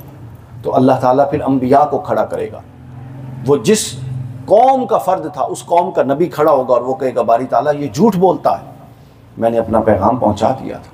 अल्लाह उस नबी से कहेगा अब तुझ पर कौन गवाह है, तो फिर हजूर खड़े होंगे और उस नबी पर गवाही भी देंगे। तो जब नेमत हो ना हो उस वक्त की जवाबदेही और है, और जब नेमत हो उस वक्त की जवाबदेही और है। अगर अब हमारा दावा है कि अल्लाह ताला ने इस दौर के मुजद्दिद और इस दौर की जो तहरीक है जिसके ज़रिए इहयाए दीन हो रहा है और हो रहा है, कोई शक नहीं, उसके साथ हमें जोड़ा है, तो फिर ये फ़ख्र की बात नहीं है, ये बड़ी जिम्मेदारी की बात है, बड़ी जिम्मेदारी की बात है। चूँकि लोग फेस से देखकर पूरा का पूरा अंदाज़ा लगाते हैं। अगर हम कनेक्टेड हैं और हम दावेदार हैं तो ये दावा कुर्सी पे बैठने और मजलिस में ऊंची नशिस्त पे बैठने की हद तक तो हमें पसंद है, मगर अगर आपकी शख्सियत के अंदर वो खामी हो, आपकी शख्सियत के अंदर, तो फिर आप ये देखिए कि एक फ़र्द की खामी किसी फ़र्द को, एक शख्सियत, एक कायद और एक तहरीक और एक मिशन से बदगुमान कर सकती है। तो जब नेमत आ जाती है तो फिर तकाज़े बदल जाते हैं। ये सूरह बकरा का 6वां रकू है, जिसमें से मैंने आपको अपने मौजू से मिलती 2-3 मिसालें दे के बात को ख़त्म कर। सारा काम जो है अभी वो मुकम्मल नहीं हुआ, नूर तौहीद का इत्माम अभी बाकी है। वक्त रुखसत है कहाँ, काम अभी बाकी, वक्त फुर्सत है कहाँ, काम अभी बाकी है। हजूर ने फरमाया, ये कुरान मजीद के अंदर है, ये वाक़या है बनी इसराइल के, ये रकू बनी इसराइल के लिए चार्ज शीट है। क्या है? बनी इसराइल के गुनाहों की। फिर ये सूरह बकरा के 15 रकू हैं जो बनी इसराइल के मामलात पर अल्लाह ताला ने लगाए। तो ये बनी इसराइल की चार्ज शीट है। अब हमारे यहाँ रोला क्या है? रोला ये है कि हमने हर मुश्किल चीज़ को दूसरे के खाते में डाला हुआ। मैंने बड़े बड़े लोगों को ये कहते सुना, यार ये तो बनी इसराइल के मामले साढ़े दिन ताल्लुक कोई नहीं। कुरान के अंदर एक चीज़ है और हम ये, हमारा ये फहम कुरान है, ये किताब हिदायत है। तो जो चीज़ कुरान में आई उसका हमारे साथ लाजमी ताल्लुक है। अब मैं ये क्यों बयान कर रहा हूँ, इससे पहले मैं एक हदीस सुना दूँ। हजूर ने फरमाया, और आप लोग जो दायान हैं उनके लिए ये हदीस है, ख़त्म नबुव्वत हो गई लेकिन मामलात ख़राब होंगे। हजूर ने फरमाया, हर वो गुनाह जो पिछली उम्मतें किया करती थी वो मेरी उम्मत में भी आएगा। तिरमिज़ी की हदीस सुनी, फरमाया लयातियन्ना अला उम्मती मा आता अला बनी इसराइला खुज़वन नाल बिन नाल। हर वो काम जो पिछली उम्मत बनी इसराइल की करती थी उन गुनाहों में मेरी उम्मत भी मुब्तला होगी। हत्ता कि जिस तरह एक जूते का जोड़ा दूसरे जोड़े के बराबर होता है, यूं ये सारे गुनाह करेंगे। उन गुनाहों को कर लेंगे तो फिर बचाएगा कौन, और दावत का काम कौन करेगा, आप लोग करेंगे। आगे सुनिए, इससे भी सख्त बात हजूर ने फरमाया, ये सही बुखारी की हदीस, लतत्तबिअन्ना सुनना मिन क़ब्ली शिब्रन बिशिब्रिन व ज़िराअन बिज़िराअन, तुम लाजमन अपने पहलों के तरीकों की पैरवी करोगे। हजूर फरमा रहे थे पहलों के तरीकों की पैरवी करो, हत्ता कि अगर वो एक बालिश भी किसी तरफ गए थे तुम भी एक बालिश जाओगे, वो बाजू जितने किसी तरफ गए थे तुम भी बाजू जितने चल के जाओगे। हत्ता कि फरमाया अगर वो गो जो होती थी, फरमाया अगर वो गो के सुराख में गए थे तुम भी गो के सुराख में जाओगे। सहाबा ने कुलना या रसूलल्लाह अल यहूद वन नसारा, या रसूलल्लाह आप यहूद और नसारा की बात कर रहे हैं, हम उन जैसा काम करेंगे। हजूर ने फरमाया फमन, और किसकी बात कर रहा हूँ, ये किस दुख से हजूर फरमा रहे होंगे। यानी मैं अब आखिरी हिस्से में आपको मैदान दे रहा हूँ कि काम कहाँ पे करना है, क्या करना है। दावत तो हो गई, पहले फजाइल हो गए, फिर दावत हो गई, अब दावत क्या करनी है, कहाँ पे काम करना है, वो हजूर खुद ग्राउंड देकर गए। फरमाया कि मेरे बाद यहूद और नसारा वाले गुनाहों में जब तुम मुब्तला होगे तो फिर कुछ ऐसे दायान होने चाहिए जो हुसैनी मिशन को लेके खड़े हो जाएं और बाकी फिर उनकी मदद करें। फिर तिरमिज़ी की एक और हदीस, निहायत सख्त अल्फाज, हजूर ने फरमाया हत्ता इन कान मिनकुम मन आता उम्महु अलानियतन लकान फी उम्मती मन यस्नउ ज़ालिक। फरमाया अगर बनी इसराइल में एक शख्स खड़ा हुआ और उसने एलानिया अपनी माँ के साथ बदकारी की, एक वाक़या है, फरमाया तो बिल यकीन मेरी उम्मत में भी एक बदबख्त खड़ा होगा, वो अपनी माँ के साथ एलानिया बदकारी करेगा। इस हद तक फरमाया कि तुम उनकी पैरवी करोगे। फिर या रसूलल्लाह जब पैरवी करेंगे तो फिर बचेंगे कैसे, फरमाया बचोगे ऐसे कि जो लोग उस दौर में मेरे दीन को जिंदा करने के लिए खड़े हो जाएंगे, बस या तुम अगर तो कुव्वत है तो फिर खुद एक जमात बनाओ, नहीं तो जो बनी हुई है उनके दस्तो बाजू बन जाओ, ताकि कम से कम क़यामत के दिन ये तो कह सको कि बारी ताला मेरी इनफरादी हैसियत और कुव्वत इतनी ना थी, लेकिन मैं एक इज्तमाइयत के अंदर जम हो चुका था और उस इज्तमाइयत में अपनी पूरी कुव्वत के साथ काम कर रहा था। अब इसके अंदर ये बड़ी इंटरेस्टिंग है, मुझे अंदाज़ा है कि ख़िताब थोड़ा रिवायती जो आप लोग सुनते हैं उससे हट के है, मालूम नहीं अब आप लोगों को समझ आ रही है या नहीं आ रही। फ़ज़ाइल वाला वो थोड़ा ऊंचा जज्बात, ऊंची आवाज़ वाला ख़िताब, मैं थोड़ा आजिज़ आदमी हूँ, उस तरह का तो नहीं कर सकता, लेकिन जो टूटा फूटा है तो मैंने कहा कि चलो कोई बात समझा। ये मुज़ाकरे की मजलिस है, इल्मी मुज़ाकरे की, ये ऐसे नहीं है कि मैं अपना गला फाड़ फाड़ के तवानाइयाँ ज़ाया करूँ और आप आगे से सुन सुन के करूँ कि चले जाएं, ना आपको कोई हासिल असूल ना मेरा कोई हासिल असूल। पहले काफ़ी ज़ौक़ पूरा हो चुका है। अच्छा वो हो चुका है चले अच्छा हो गया।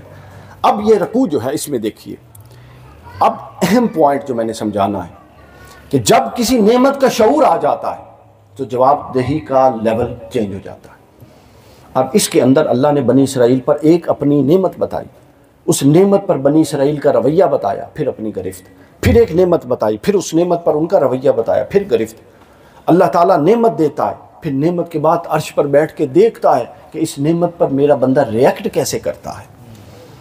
इस नेमत को ज़ाया कर देता है, फॉर ग्रांटेड लेता है, अपनी मर्जी से लेता है, बस आ गई मेरा हक है, या इस पर शुक्र अदा करता है और इसके तकाजे पूरे करने के पीछे लग जाता है।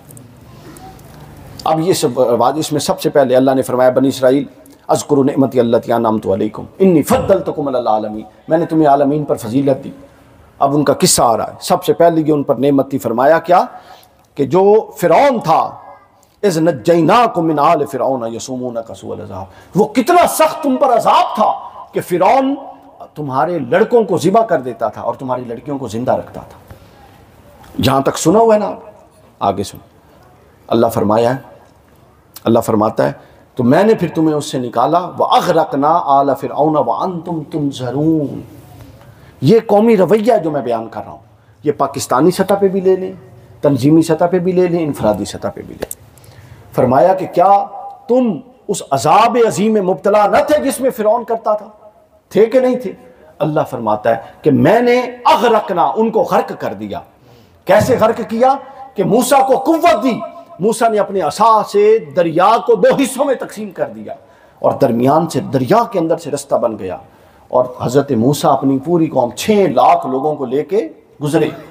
अल्लाह ने एक बड़ा यहाँ पे एक बहुत गौर तलब लफ्ज़ है, अल्लाह ताला ने फरमाया जब वो गुजर गए, तुम गुजर गए, यानी हज़रत मूसा के उम्मती गुजर गए, व अंतुम, अच्छा उसके बाद पीछे से उसी रास्ते में फ़िरौन ने अपने घोड़े डाल दिए। मूसा फिरौन ने कहा कि हम भी गुजर जाएंगे। फिरौन ने क्या कहा? हम भी गुजर जाएंगे। एक बात ज़हन में रखें, रास्ता जैसा भी हो गुजरते मूसा वाले ही हैं। उसी रास्ते पर जहां से मूसा वाले गुजर गए, फिरौन वाले ये समझते हैं कि रास्ता तो वही है, मूसा गुजर के गया है, हम क्यों नहीं गुजरेंगे। तो जब वो रास्ते पर पड़ते हैं तो फिर उन्हें लग पता जाता है रास्ता एक ही होता है, रास्ता एक ही होता है, लेकिन बचाता कौन है कि इधर आगे मूसा था और उधर आगे फिरौन था। ये फर्क था। हाँ, कायद बचाता है, लीडर बचाता है। रास्ता एक था, मंजिल एक थी, सब एक ही तरह मूव कर रहे थे, लेकिन एक निकल गए और एक गर्क हो गए। अल्लाह ने यहां पर एक बड़ा जबरदस्त जुमला बोला। अल्लाह ताला ने फरमाया व अंतुम तुनज़रून, और है मुसलमानों, उस वक्त के मुसलमान, तुम देख रहे थे कि मैं फिरौन को कैसे गर्क कर रहा हूं। यानी वो दरिया पार करके आए ना, तो इधर खड़े हो गए। अब परेशान थे कि वो तो फिरौन भी आ रहा है पीछे, हम तो उससे भाग के आए। तो अल्लाह ने उस दरिया को मिला दिया और अल्लाह ने फरमाया व अंतुम तुनज़रून, और तुम देख रहे थे कि अल्लाह ने तुम्हें कैसे निजात दी और फिरौन को कैसे गर्क किया। अब बताइए, जो कौम इतना बड़ा मौजज़ा देख के आए, अब कोई गुमान बाकी है कि वो कौम अल्लाह की नाफरमानी और रसूल, अल्लाह के रसूल पैगंबर की नाफरमानी करे? है कोई गुमान? कोई गुमान है? नहीं ना। अब उन्होंने क्या किया सुन लीजिए। वापस आए, इधर वादी तिया में आ गए, निजात मिल गई, फिरौन गर्क हो गया। हज़रत मूसा को अल्लाह ने 30 रातों के लिए कोई तूर पे बुला लिया, 10 रातें बढ़ा दी। हज़रत मूसा वापस पलटे तो वो लोग जो अंतुम तुनज़रून सामने देख के आए थे अल्लाह की इतनी बड़ी कुव्वत और मौजज़ा, हज़रत मूसा कोई तूर से वापस पलटे तो वो बछड़े की पूजा कर रहे थे। रवैये देखें कौमों के कि होना क्या चाहिए था कि अल्लाह के आगे साजी ना सजदे से उठाते कि इतना बड़ा मौजज़ा आंखों से देखा, वो बछड़े की पूजा करने लग गए। अब क्या हुआ? एक जुमला मैंने बहुत दफ़ा बोला है, अब आपको समझ आएगी क्यों बोला है। अल्लाह ने फरमाया मूसा अब इनसे कहो ये तौबा करें। क्या करें? तो तौबा कैसे होती है? दुआ से होती है, रो के गिड़गिड़ा के। अल्लाह ने फरमाया नहीं, ये तौबा उसकी है जिसको नेमत न मिली हो। इनको तो मूसा मिल चुका था, हैं, निजात दहिंदा मिल चुका था, फिर ये अपनी नजरों के सामने दरिया को फटता हुआ देख रहे थे और दरिया से लोग इनके सामने ये कामयाब गुजरे और दूसरे नाकाम हुए। इसके बावजूद अल्लाह से शिरक, लिहाजा अब तौबा ये नहीं होगी। हज़रत मूसा ने आज की बारी ताला क्या तौबा होगी? फरमाया इनमें से हर शख्स अपने कबीले के उन लोगों को कत्ल करेगा, उनका खून बहाएगा और उनको मार देगा जिन्होंने बछड़े की पूजा की थी। ये इनके लिए तौबा होगी, कुरान मजीद कहता है। इसके अलावा कोई ऐसा तौबा का सख्त वाक़या नहीं, क्योंकि जब आप नेमतें आपके पास होती हैं और शऊर आ जाता है, फिर जवाबदेही कई गुना बढ़ जाती है। फरमाया अपनी कौम में से, चूंकि वो कबायली ज़िंदगी थी तो कबीला में एक दूसरे को कोई मार देता तो वैसे ही कबायली जंग छिड़ जाती। तो फरमाया लिहाजा हर कबीले के वो लोग जो तौहीद पर कायम रहे, वो अपने ही कबीले के उन लोगों को मारेंगे जो बछड़े की पूजा करने लग गए थे। कितने लाख आए थे वहां से? बोलिए। इस तौबा के नतीजे में कितने कत्ल हुए? किसी को अंदाजा है तो हाथ खड़ा करें नौजवानों में किसी को। 75,000 लोग कत्ल हुए और दरियाए नील खून से बह रहा था। 75,000। उसके बाद अल्लाह ने उनके ऊपर से तौबा कबूल की और अपना अजाब और नाराजगी उठाई। तो दोस्तों, जब नेमत होती है तो तौबा के कबूलियत के मेयार बदल जाते हैं। हमारे पास नेमत है, उसका एहसास कीजिए।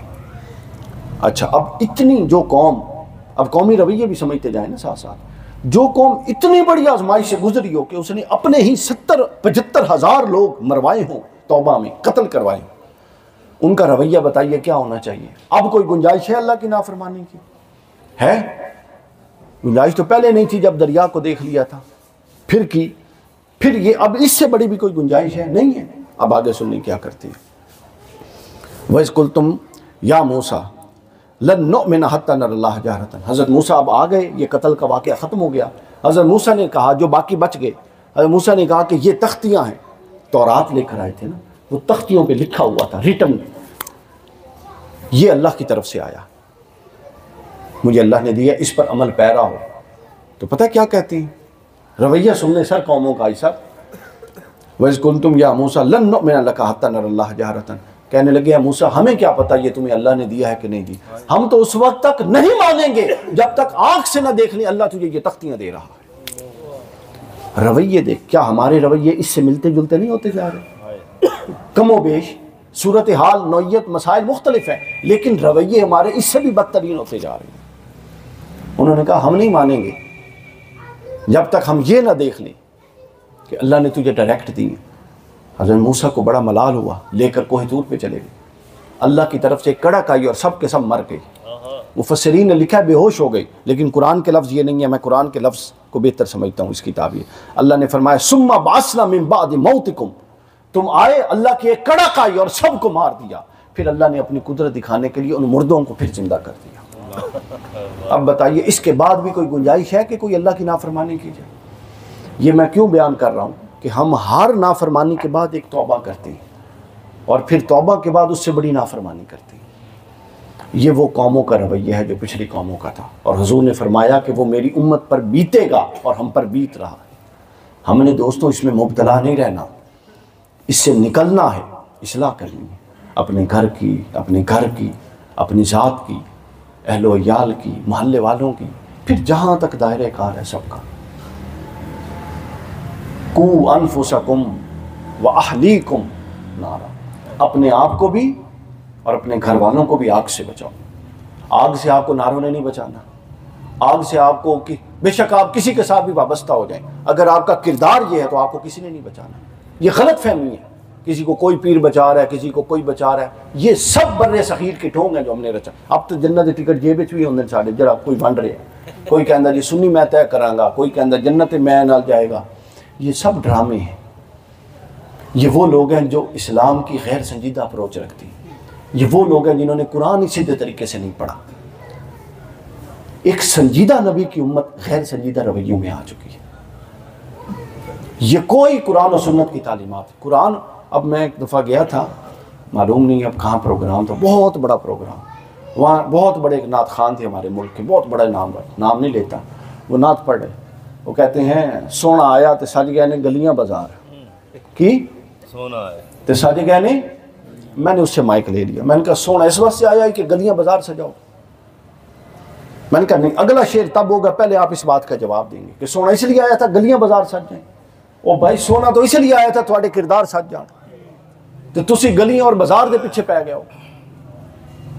अब हमने सोने के आने को एक रिवाज बना दिया है और हम समझते हैं गली बाजार और लाइटिंग हो गई तो काम खत्म हो गया। हर शय रस्म के अंदर आ चुकी है, उसके अंदर से रूह निकल चुकी है। हजूर को इससे कोई गर्ज नहीं, अगर आपका किरदार नहीं संवर रहा तो आप घर बेशक ना सवारें, कोई चक्कर नहीं, और अगर आपका किरदार संवर रहा है और उसका इजहार घर से हो रहा है तो 100 बिस्मिल्लाह, फिर तो दूसरों को भी पैगाम जाना चाहिए। तो सोना इसलिए नहीं आया था कि गलियां बाजार संवरे, सोना तो इसलिए आया था कि आपके किरदार संवरे। अगर किरदार नहीं संवर रहे तो सोने के आने के बुनियादी मकसद से आप दूर हैं और जो मर्जी करते रहें। आप ये नहीं कह सकते कि हम मकसद पर हैं जो हुजूर की बेइज्जत का मकसद था। तो इसके बाद कोई गुंजाइश है कि कोई कौम इतने बड़े आजमाइश से निकल के फिर करे? आगे सुन लें क्या कहते हैं, ये पढ़िएगा छठा रकू। मैंने अभी मिनाज यूनिवर्सिटी में जो मेरा महाना जुमे का खिताब होता है हफ्तावार, उसमें मैंने रकूवार हर रकू का पैगाम कुरान के नाम से खुलासा बयान करता हूँ 20 मिनट का। अभी 6 रकू हो चुके हैं, अगर आप सुनना चाहें वो सुनिए। वो बराह रास्त मुआशरे से कुरान के को जोड़ने के लिए कुरान फहमी की वो एक कोशिश है। तो ये हो चुका है उसमें। अब अगला सुनिए क्या है। उसके बाद कहते हैं अच्छा ये सारा कुछ कर गए, अब तूर से वापस आ गए, मूसा मान गए कि ये तख्तियाँ कहाँ से आई हैं? अल्लाह की तरफ से। वापस आते हैं वादी अतिया के अंदर, 6 लाख लोग हैं। तो क्या कहते हैं कि मर गए, गर्मी पड़ी है, कोई दरख्त नहीं था, सहरा था, मर गए, गर्मी पड़ी है। मूसा अल्लाह से बोलो कि कोई हल निकाले। हज़रत मूसा ने दुआ की। कुरान मजीद में अल्लाह ने फरमाया वज़ल्ललना अलैकुमुल ग़माम, हमने 6 लाख लोगों के लिए बादल भेज दिए जो उन पर साया करते और गर्मी ना होने देते। फिर उसके बाद कहते हैं क्या मूसा भूख प्यास से मर गए, अब सहरा में क्या काम करें, है ही कुछ नहीं। हज़रत मूसा ने फिर हाथ उठाए। कुरान मजीद ने कहा वअन्ज़लना अलैकुमुल मन्ना वस्सलवा, हमने मन और सलवा नाजिल कर दिया। मन दाने नुमा मोतियों की तरह की चीज़ थी जो सुबह नाजिल होती थी फजर के बाद, वो आके गिरती थी, ये उठाते थे, खा लेते थे, उससे कार्बोहाइड्रेट की ज़रूरत पूरी होती थी। और सलवा बटेर नुमा परिंदा था जो रात को आता था, उसको उठा के खा लेते थे। बाज़ कहते हैं वो भुना हुआ आता था, बाज़ कहते हैं ये भूनते खुद थे, दो रिवायत। उसको खा लेते थे, उससे प्रोटीन की ज़रूरियात पूरी। मन और सलवा आ रहा है 6 लाख लोगों के लिए। इसके बाद भी इम्कान है कि कोई कौम अल्लाह की नाफरमानी करे? दसो, नहीं है। अब सुन लो नाफरमानी, डॉक्टर साहब कहते हैं नहीं हो सकती हूँ तो नाफरमानी बिल्कुल ही खत्म, तक चूँकि रोटी आ गई इस तो बात नाफरमानी ख़त्म, लेकिन फिर भी नहीं ख़त्म हुई। हज़रत मूसा अलैहिस्सलाम ने कहा कि चलो अब अल्लाह कहता है कि जिहाद करो, और जिहाद क्या करो? गज़ा और फ़लस्तीन को आज़ाद करवाओ। कितना रेलिवेंट बात आ गई, फ़लस्तीन को आज़ाद करवाओ, वहाँ ज़ालिम हुक्मरान है। तो इतना कुछ देख के पता क्या कहते हैं? कहते हैं क्या मूसा ये क्या बात हुई, हम यहाँ बैठे हैं, तू जाओ और अपने रब से कह तुम दोनों लड़ो, हम देख रहे हैं तुम्हें। कौमी रवैये देखें ना ज़रा, बिगाड़ देखें। यानी इतनी नेमतें देखने के बाद, यानी इत्माम हुज्जत आखिरी हद तक हो चुका है, बादल देख रहे हैं, मन और सलवा उतर रहा है, सब कुछ है, इसके बावजूद कुछ। फिर कुछ लोग, सब ने ये नहीं कहा, कुछ लोगों ने जिहाद किया और एक शहर फतह किया, उसको अरीहा कहते हैं। गज़ा के लिए नहीं गए, फ़लस्तीन आज़ाद नहीं हुआ, अरीहा आज़ाद हो गया। हज़रत मूसा ने कहा कि अब जब अरीहा में जा रहे हो तो वहाँ छोटा सा उसका दरवाज़ा था, उसके अंदर से सजदा करते हुए गुजरना और उसको कहना हित्ता हित्ता तुम कहते हुए गुजरना। इसका मतलब है अल्लाह हमें बख्श दे, हमें मग़फ़िरत फरमा हमारी। क्या है इसका मतलब? हमारी मग़फ़िरत फरमा। ये किसने कहा? हज़रत मूसा अलैहिस्सलाम ने। अब वो वहाँ से जब दाखिल हुए, अब वो वहाँ कई अरसा रह के ना जी मन और सलवा खा खा के उससे अक चुके थे। अल्लाह ने कहा हित्ता, वो दाखिल हुए और वो कहते हैं हिंता हिंता, हमें गंदम चाहिए, हमें गंदम चाहिए, हमें गंदम चाहिए। हित्ता को हिंता कहते हुए वो दाखिल हो गए। और आगे फिर अगले रकू में बात आती है, आगे पहुँचते हैं और कहते हैं क्या मूसा अब हम इस मन और सलवा से तंग आ गए हैं, अब हमें प्याज के लिए चाहिए, हमें लहसुन चाहिए, हमें ककड़ी चाहिए, हमें साग दो। तो आप अंदाज़ा कर रहे हैं कौमों के रवैये कुरान ने ज़ेर बहस लाए हैं। और वाज़े है, अगर इसकी ज़्यादा इंटरप्रिटेशन करनी है, किताब है डॉक्टर गुस्ताव नीबान, फ्रेंच फ़िलासफ़र, बहुत अजीम शान आदमी, उसकी किताब है कौमों के अरूज और ज़वाल के रवैयों पर। मैंने ये तो चूँकि पढ़ा हुआ था, वो बाद में पढ़ी। तो ये ऐसे लोग हैं, यानी चोर लोग हैं, जो सारी फ़िलासफ़ी तो इधर से ले लेते हैं, ज़िक्र कुरान का कहीं नहीं करते। ये रवैये उसने बयान किए। जिन कौमों में ये रवैये आ जाएं, हर नेमत पर नाफरमानी, हर नेमत पर मुख्तलिफ नाफरमानी का रद्द-ए-अमल एक नहीं, मुख्तलिफ है, लेकिन सब नाफरमानियों वाले रद्द-ए-अमल, ऐसी कौमें कभी कामयाब नहीं होती, मकसद तक नहीं पहुँचती।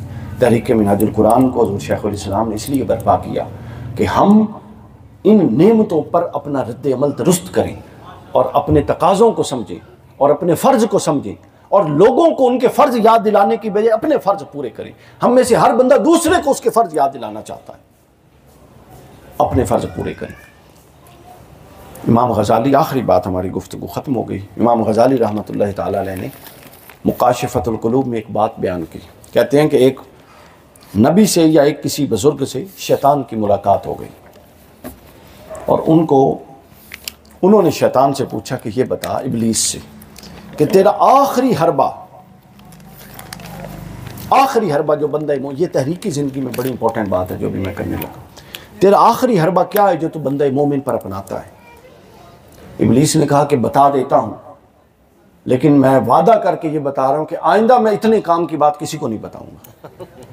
वो भी सियाना है ना जी, वो बड़ा सियाना आदमी है। बताओ। उसने कहा कि मेरा आखिरी हरबा, जो नाकिस होते हैं उनको तो मैं बहुत सारे और मामलात में फंसा देता हूँ। किसी को मैं के चक्कर में, किसी को शोहरत के चक्कर में, किसी को और तजादात, कोई नफ्स की ख्वाहिशात, जिसका जैसा मिजाज है उसको वैसा डील करके चला देता हूँ। लेकिन जो बंदा कहीं भी नहीं फंसता, फिर उसको जो कामिल होने के करीब करीब होता है, फिर उसके ज़हन में ये डालता हूँ कि अब तू कामिल हो चुका है, तुझे इस्लाह की ज़रूरत नहीं, अब तू लोगों की इस्लाह कर। तो ये रवैया उसके ज़हन में आता है तो उसकी नज़र उसकी अपनी इस्लाह से मैं हटा देता हूँ और सिर्फ लोगों की इस्लाह पे लगा देता हूँ। यूं वो गोया अपनी इस्लाह से गाफिल हो जाता है और लोगों की इस्लाह के दरपे हो जाता है और नतीजतन अपनी शख्सियत को भी तबाह कर बैठता है।